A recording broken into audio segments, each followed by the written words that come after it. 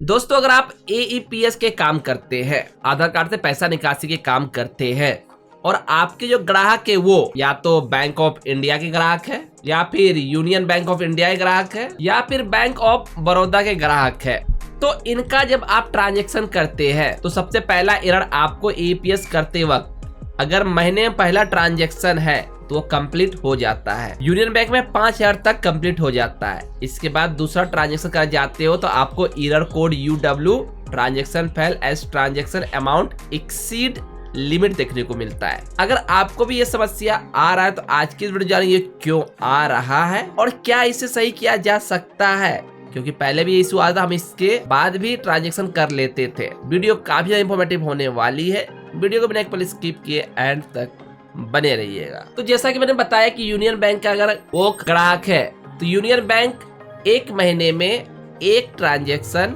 AEPS maximum 5,000 तक allow करती है।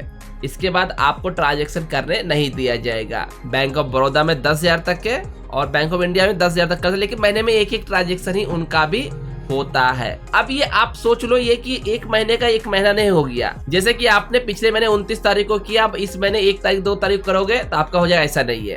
ये महीना भी आपका उस ट्रांजैक्शन से 30 दिन बाद तक का जोड़ा जाएगा। यानी पिछले महीने 29 तारीख को किया था तो अब अगले महीने भी ट्रांजैक्शन एईपीएस 29 तारीख के बाद ही होगा। अब हम रिटेल एसआईसी सवाल में क्या कहता है, हम जैसे कि बैंक ऑफ बड़ौदा ग्राहक है, इनका हमने एईपीएस ट्रांजैक्शन किया, यहाँ पे एक्सिट लिमिट आ गया, हमने अपने पे नियर बाई ऐप से आधार पे सर्विस के तहत विड्रॉ करने की कोशिश किया। इस सर्विस से हमारे 20-25 रुपए कट जाते हैं, लेकिन ट्रांजैक्शन हो जाता है। लेकिन जब हम आधार पे का यूज करने गए हैं बैंक ऑफ बड़ौदा का, तो वहां पे बायोमेट्रिक लगाने के बाद हमें error code YBL_UE something went wrong please try again later. ये हमारा बैंक ऑफ बड़ौदा का एरर ऐसा आ जाता है। ना ही bank of Baroda, bank of India भी है तो इसका भी आपको यही एरर मिलता है, और ना ही bank of India, union bank of India भी है तो इनका भी यही एरर मिलता है।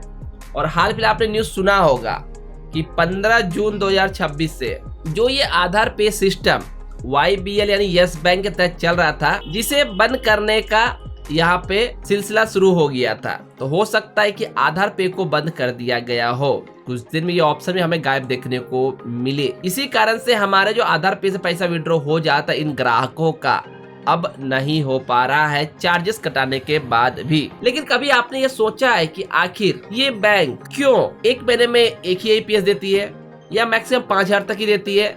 Central bank, UCO bank mini statement करने देती है, बैलेंस चेक करके उनका बैलेंस पता करना पड़ता है। कभी सोचा है आपने ऐसा क्यों होता है? तो आपको मालूम नहीं होगा। जब आप कोई एईपीएस ट्रांजैक्शन करते, जैसे कि हमने क्रेडिट 5,000 एईपीएस कैश विड्रॉ, तो आप देखिए ऊपर आपको कमीशन मिलता है। ये कमीशन क्या फिनटेक कंपनी अपने घर से देती है?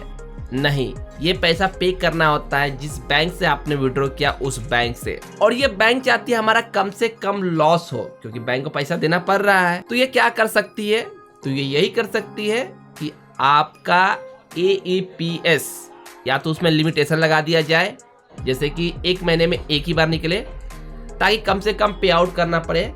कुछ बैंक मिनी स्टेटमेंट डिसेबल कर रखी है, मिनी स्टेटमेंट पे 1 रुपया 50 पैसा आपको देखते हो 1.5 रुपया इनकम होती है, वो भी ना देना पड़े। और तो और कुछ बैंक चार्जेस काटती है, जैसे कि post bank, Punjab national bank, bank of India, Canara bank, अलग अलग बैंक के अलग अलग अकाउंट का टाइप से चार्ज काटती है, इसलिए कि वो जो पैसा देना पड़े ग्राहक के खाते से काट के भी देना पड़े, और कई बैंक तो ज्यादा ही काट लेती है। अमूमन जो देखा गया वो 23 रुपया 60 पैसा, 20 रुपया प्लस 18% जीएसटी काटा जाता है। तो इस टॉपिक के ऊपर मैं फिर कई वीडियो लेके आऊंगा।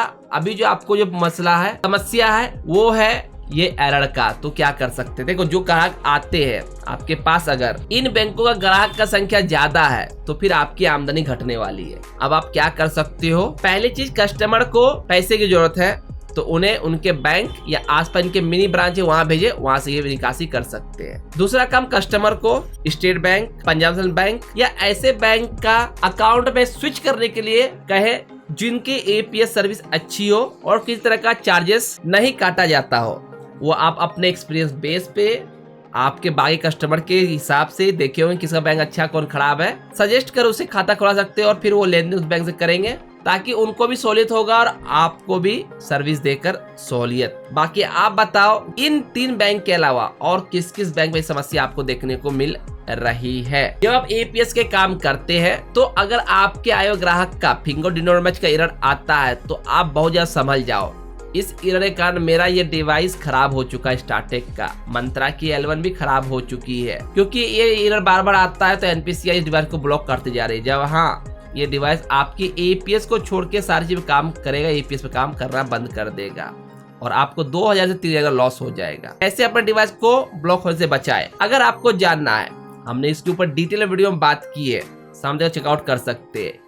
ये वीडियो इंफॉर्मेटिव लगा हो, हेल्पफुल लगा, वीडियो को लाइक करें। वीडियो पर कोई सुझाव हो, आपकी राय हो, नीचे अपनी राय जरूर साझा करें कमेंट में। ऐसे इंफॉर्मेटिव वीडियो चाहिए जो चैनल को सब्सक्राइब कर। आपका एक सब्सक्राइब हमें ऐसे और वीडियो बनाने में मोटिवेट करता है। Thanks for watching this video.